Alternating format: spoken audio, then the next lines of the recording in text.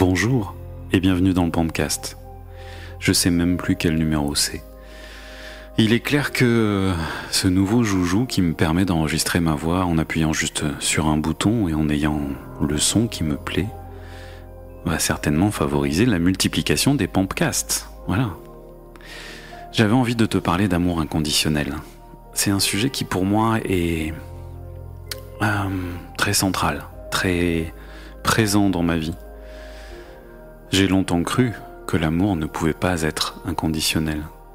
Et je me suis rendu compte il y a quelques années que je confondais l'amour, le sentiment, l'énergie de l'amour avec la relation amoureuse. C'est deux choses différentes. Et j'ai même une petite phrase qui est devenue un peu une maxime. C'est comme ça qu'on dit, une maxime, ouais. Et cette phrase, elle dit si l'amour est inconditionnel, la relation ne l'est pas. Parce que, c'est pas parce que je t'aime, et c'est pas parce que tu m'aimes, c'est pas parce que tu aimes quelqu'un, c'est pas parce que tu es amoureux de quelqu'un, que pour autant la relation peut exister, et qu'elle doit exister à tout prix. J'entends de temps en temps, l'amour seul ne suffit pas. Bah ouais, l'amour seul ne suffit pas. Tu peux aimer follement quelqu'un et avoir une relation de merde.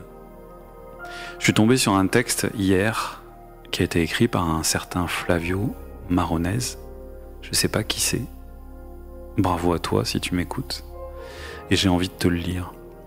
Tout le monde croit savoir aimer, mais très peu de gens savent aimer en réalité. Je parle d'aimer vrai, aimer sans vouloir posséder. Aimer sans attacher, mais au contraire, en laissant l'autre libre d'exister en dehors de soi. Ce n'est pas se résigner à ne pas avoir l'exclusivité et le pousser à nous être infidèles, mais au contraire, c'est vouloir, comme la plus haute preuve d'amour, qu'il soit d'abord fidèle à lui-même. Cet amour-là implique une compréhension, un respect total de l'être aimé et aussi de soi-même. Cela implique de ne pas imposer ses désirs ou sa volonté, ne pas vouloir exercer un quelconque pouvoir sur lui. En réalité, on aime vraiment quand on n'utilise pas la faiblesse de l'autre pour lui imposer notre force.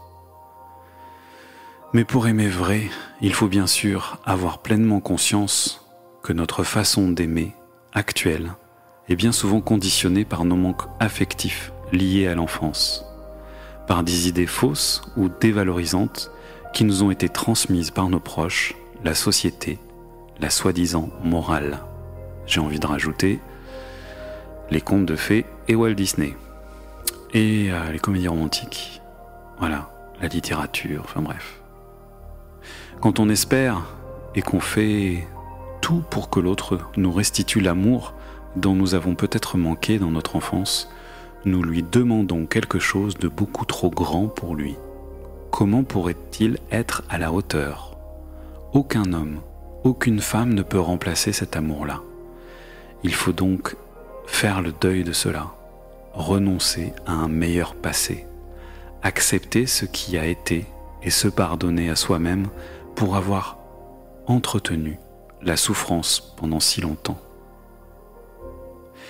Pour avancer, il faut aussi reconnaître sa part de responsabilité dans toute chose et ne pas sans cesse la fuir en rejetant la faute sur l'autre. Ensuite, il nous faut voir en nous notre propre valeur, parce que nous en avons tous une.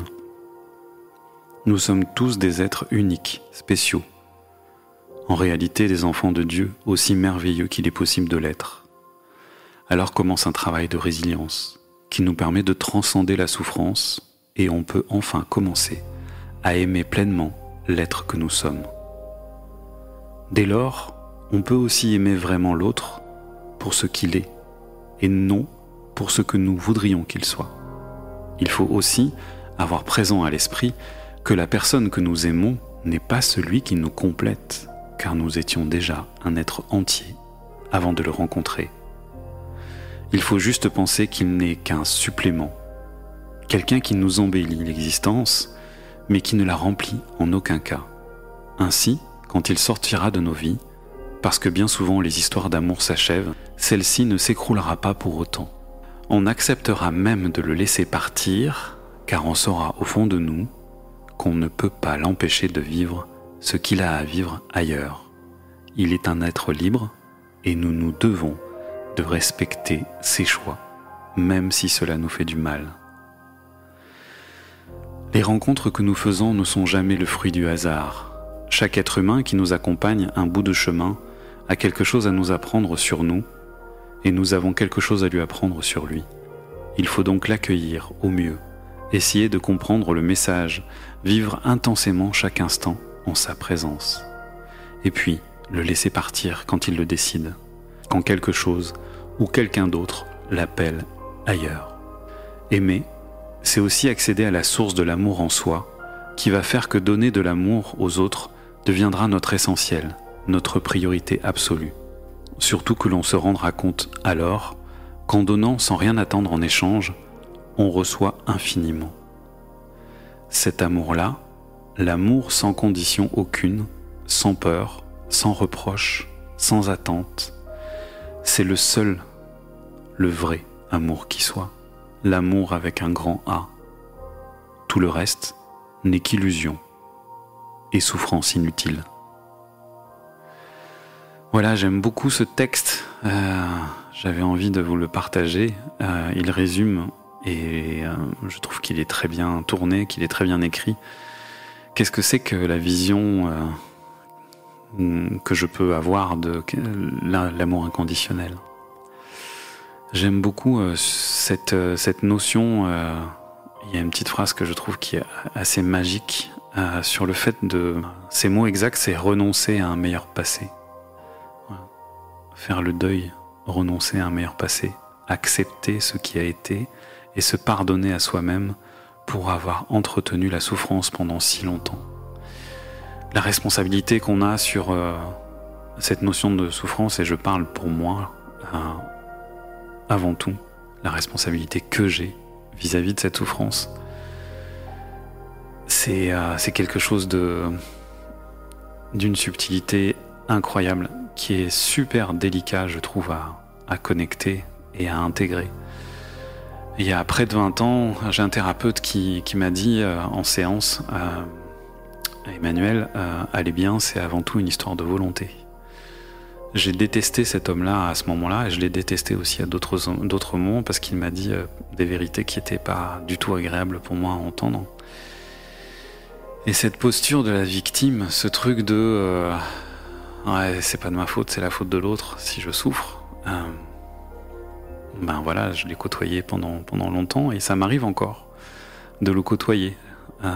Voilà, je sais pas si j'arriverai un jour à être suffisamment serein, zen, pour passer au-delà de tout ça. Mais voilà, je chemine en conscience, et je vous invite à faire pareil. J'espère que ça vous a plu. Je vous souhaite une belle journée, une belle soirée, un bon matin peut-être, et je vous dis à bientôt dans le podcast. Bisous.